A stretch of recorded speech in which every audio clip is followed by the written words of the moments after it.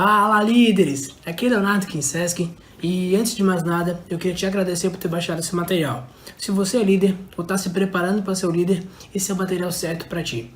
Aqui eu vou te mostrar um vídeo para te contar o caminho para ser um líder que tem autoridade, que engaja a sua equipe e que junto deles atinge os resultados. E junto vai um e-book com os principais ensinamentos do melhor livro de liderança que eu já li. Isso tudo, meu amigo, na prática, aplicando. Beleza? Então vamos junto. Bom, esse caminho ele consiste em 4 áreas. Dessas 4 principais áreas, eu vou verticalizar para te contar depois na prática como é que a gente deve executar. Porém, antes disso, eu quero te contar uma breve história de como que eu fiz para chegar nesse caminho. Mais ou menos 6 anos atrás, eu abri a minha empresa chamada Vineja. A Vineja era uma empresa que tinha como propósito promover o encontro entre as melhores pessoas e as melhores bebidas. E nesse meio do caminho a gente explorou esse mercado de cerveja artesanal, pensa como era isso há 6 anos atrás, e a gente cresceu muito rápido, a gente chegou a ser um segundo player do mercado aqui de Florianópolis, e com esse sucesso a gente abriu 3 lojas em 3 shopping centers diferentes. Por isso eu fiquei com 4 equipes na distribuição e 3 lojas. Aí eu comecei, como obviamente eu não podia estar presente junto com essas equipes o tempo todo, eu tive que melhorar a minha habilidade, o meu skill de liderança, de líder.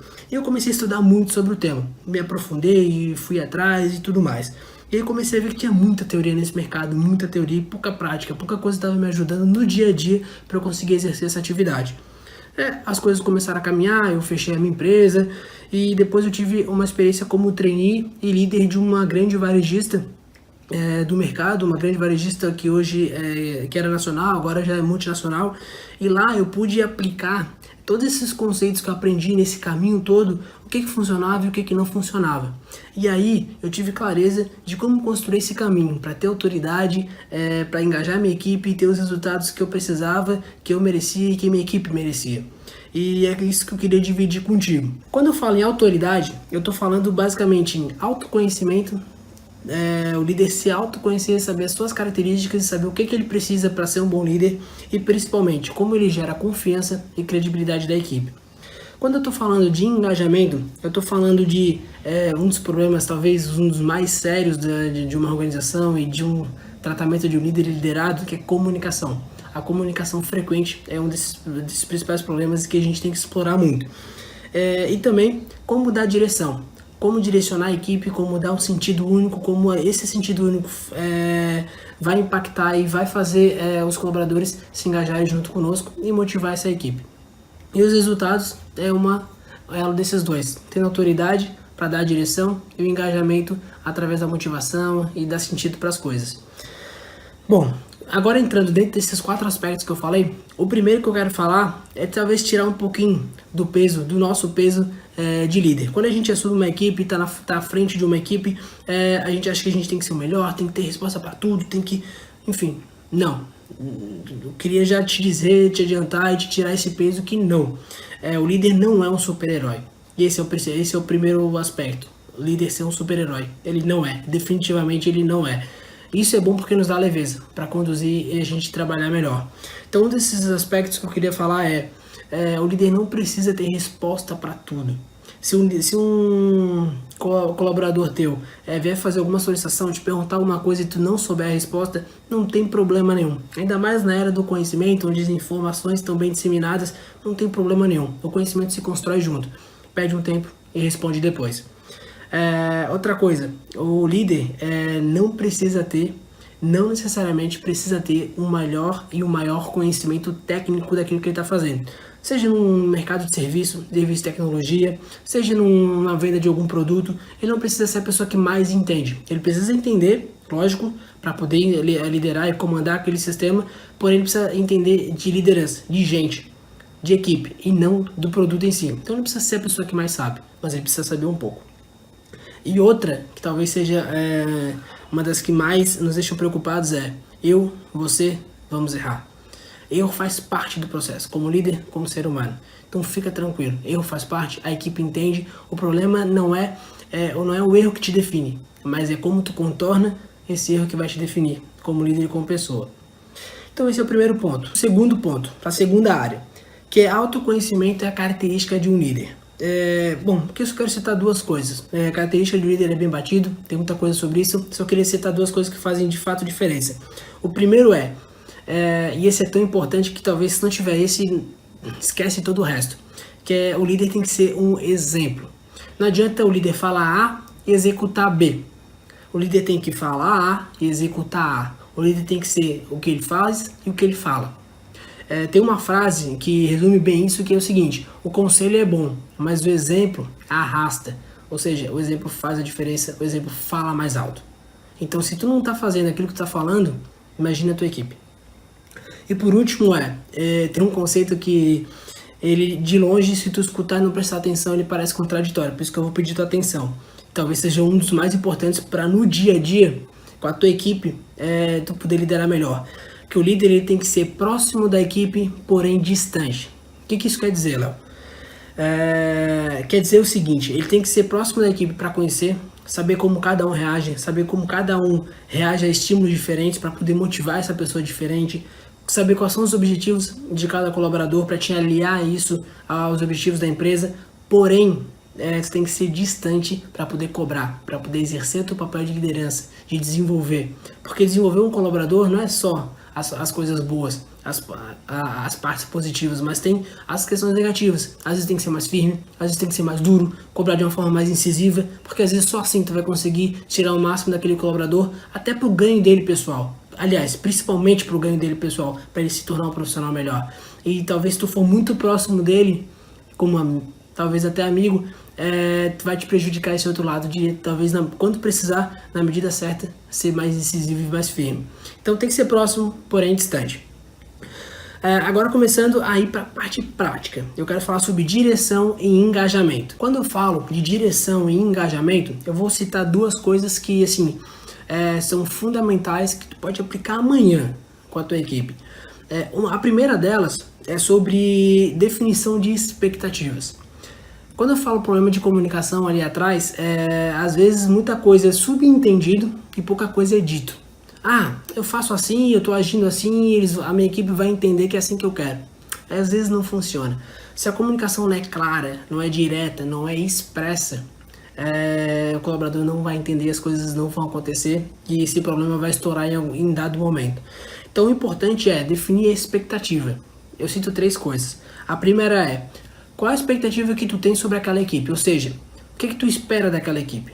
Como é que é a regra de convívio? Pontualidade, folga, intervalo, entrega de trabalho, como deve ser essa entrega, como deve ser a relação entre um e outro, reunião, quantas reuniões tu vai fazer, se tu vai fazer, de que forma que o colaborador tem que se posicionar, que forma ele fala contigo, ou ele fala com a equipe, ou ele mostra o seu desempenho. Ou seja, como é que tu espera que aquela equipe reaja, que aquela equipe se comporte. Segundo definir a expectativa do colaborador. O que tu espera do colaborador? Quais conhecimentos que tu espera que ele tenha? Quais habilidades que tu espera que ele tenha? Quais as atitudes que tu espera que ele exerça? E quais as entregas que tu quer que ele faça? De que forma vai fazer isso? É importante definir essa expectativa dele. E por último, e talvez até um dos que seja mais sonegado o que a equipe espera de ti como líder? O que ela pode esperar de ti? De que forma tu vai desenvolver cada colaborador? De que forma tu vai lidar com eles? Como que vai ser teus feedbacks? E como é que tu vai gerenciar essa equipe?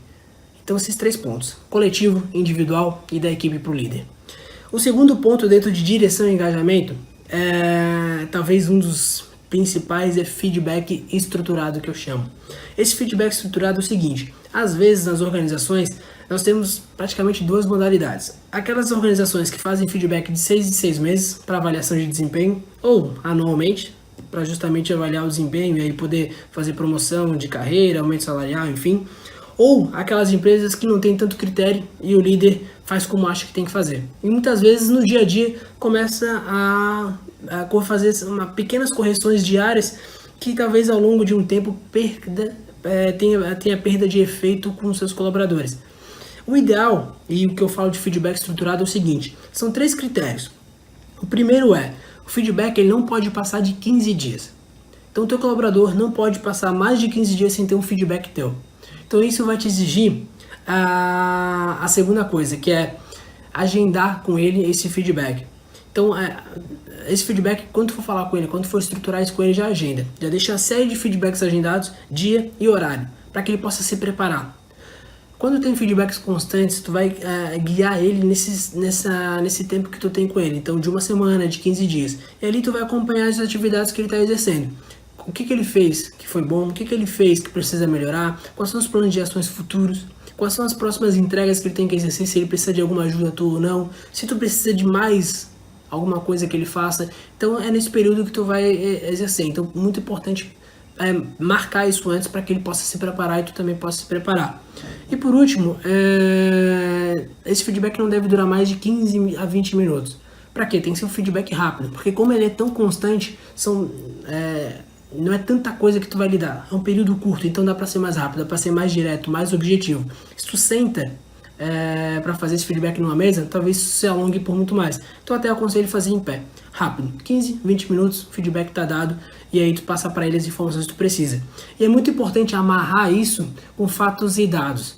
Então, por exemplo, se ele fez algo bom, é poderosíssimo tu associar um exemplo para isso. Se tu está elogiando ele por um atendimento que ele fez, associa ao atendimento que tu observou que ele fez. Isso dá poder, isso vai incorporar cada vez mais no dia a dia, porque tangibiliza, ou seja, deixa mais palpável aquele conhecimento para ele. Então ele atendeu bem, ele viu aonde ele atendeu bem.